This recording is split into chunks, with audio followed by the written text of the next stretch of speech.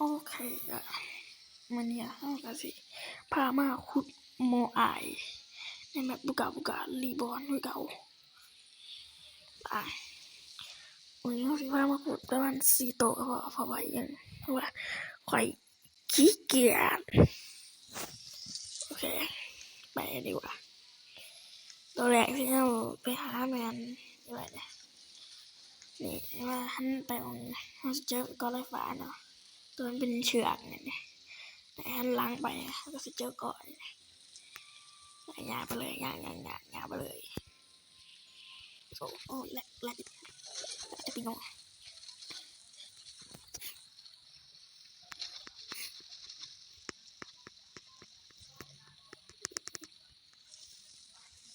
โอเคจ้ะเข้ามาหอนเนี่ยเนาะเนี่ยเราสิเห็นเด้อคือบ่อยังงมาซื้อกันแล้วโดดลงไปเลยโดดตุ้งไปเลยโดดลงไปอาจจะเสียเวลาเดินไหนในการลงไปแป๊บนึงนะ let's go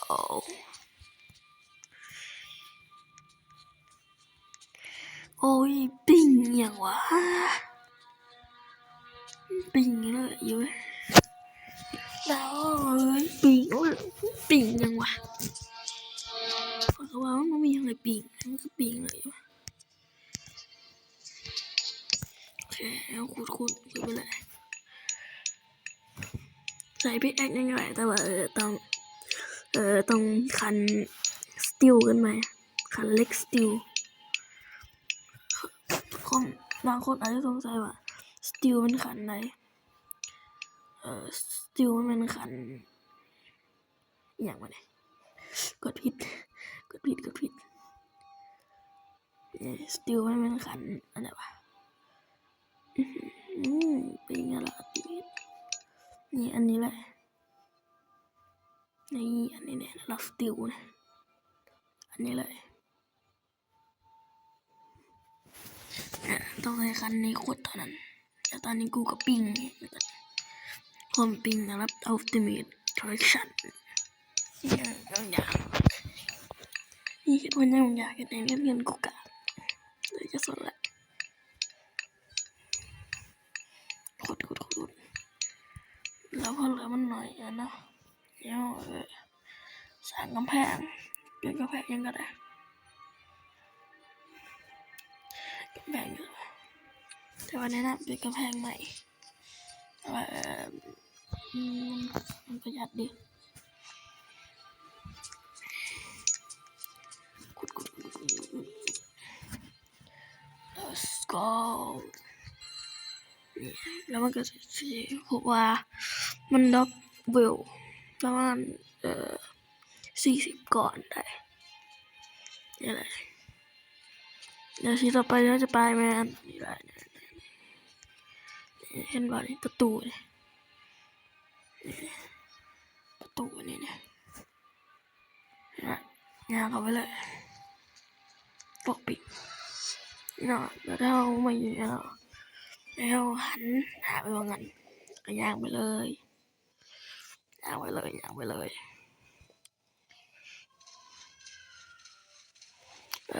อาจจะมีเสียงแสกนิดนึงเพราะว่านี่พี่น้องมาอยู่งานไม่นอนอยู่งานเลยอาจจะมีเสียงแสกเข้ามานิดนึงโมอายน่าจะไปแบบนี้เลยโมอายหน้าแดงเฮ็ดฝูงกอดเทพเจ้าที่เกียรติชังสเต็ปแรกกดไปเลยขุดแต่แถมมันจะมีหมดเนี่ยโมอายเมื่อกี้มันก็มีหมดด้วยกันแต่ว่าค่อยขุดเป็นที่เรียบร้อยละแล้วอันนี้เป็นท้องหัว3หมดเลยให้เขามาขุดกันแล้วมักนับ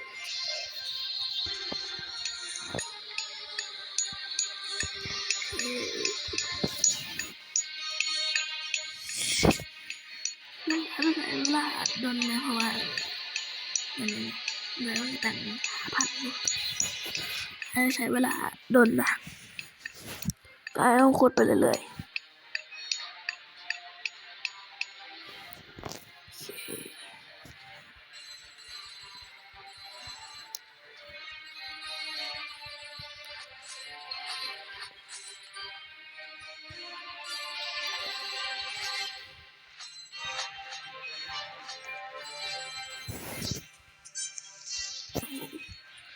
ทั้งหมดเกิดพอดี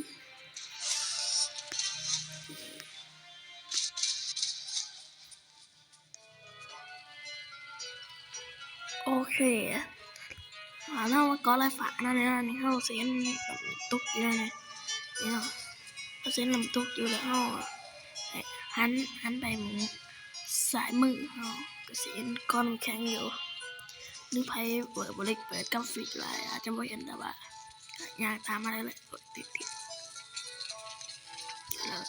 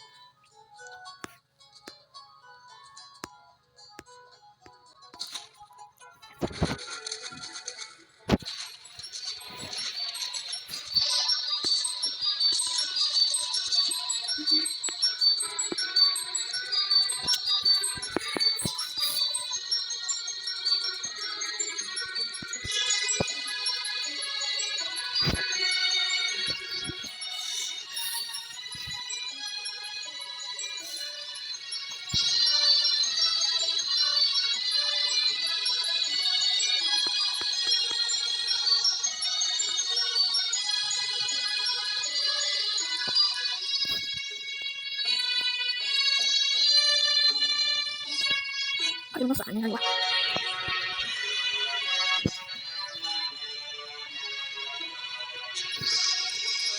นี่แหละทางเราตัวสุดท้ายเราจะไม่ขุด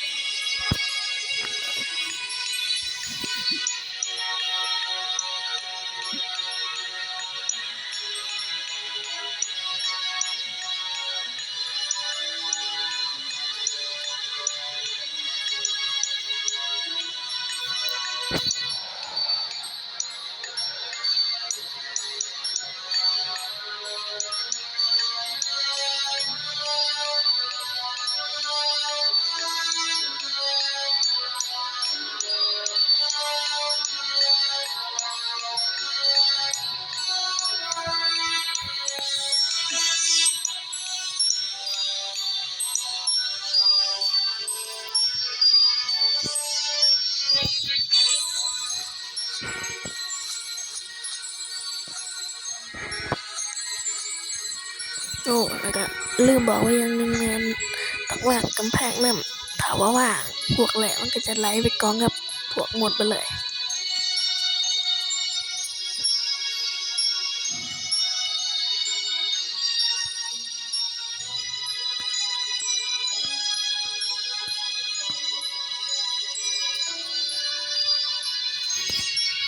โอเค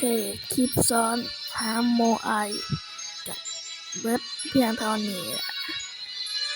คลิปนี้อาจจะลงสายนิดนึงว่าอาจจะวันที่